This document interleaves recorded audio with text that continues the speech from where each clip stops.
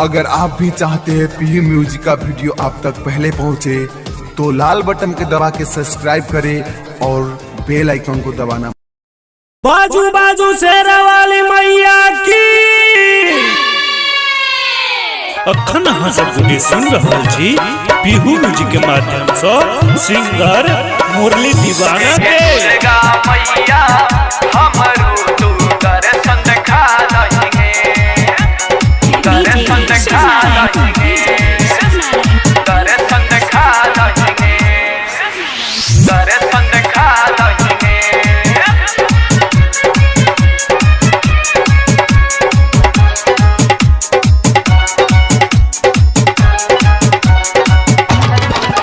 हम एलियो तोरे द्वार में गे खोल के बार फूल के बार फूल के बार हम एलियो तोरे द्वार में गे खोल के बार हम एलियो तोरे द्वार में गे खोल के बार हम एलियो तोरे द्वार में गे खोल के बार हमर सूतल भगिया जगाई दहिने हे गे दुर्गा मैया मैया हे गे दुर्गा मैया हमरो तू दर्शन देखा दहिने हे गे दुर्गा मैया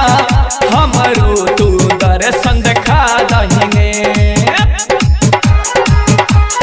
डीजे शिवनारायण डीजे शिवनारायण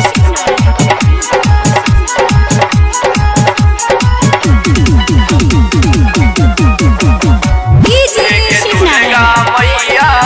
हमरो तू दर्शन देखा दहिने हम करे छियौ रोज तोरे पुकार एक बेरे तू कर माँ हमरो उद्धार हमरो उद्धार हमरो उद्धार हम करे छियौ रोज तोरे पुकार एक बेरे तू कर माँ हमरो उद्धार के तोहर महिमा छौ महान पूजो दुनिया जहान हमरो तू अर्जी सुन लहिने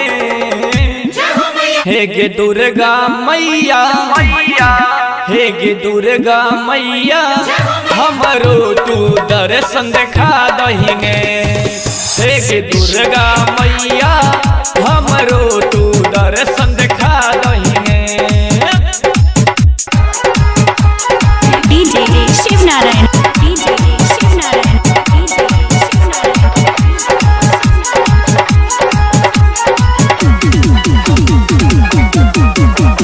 डीजे दुर्गा मैया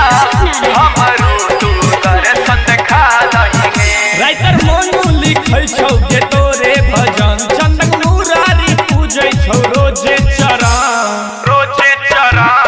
रोजे चरा राइटर मोनू लिखै छौ गे तोरे भजन विकास प्रकाश पूजै छौ रोजे चरण अभी हमरो तू आंगन कनी घर के पावन मुरली के बिगड़ी बनाई दहिने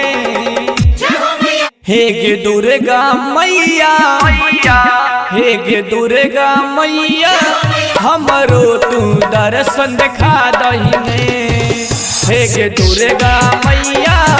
बेटा के दर्शन देखा दहिने।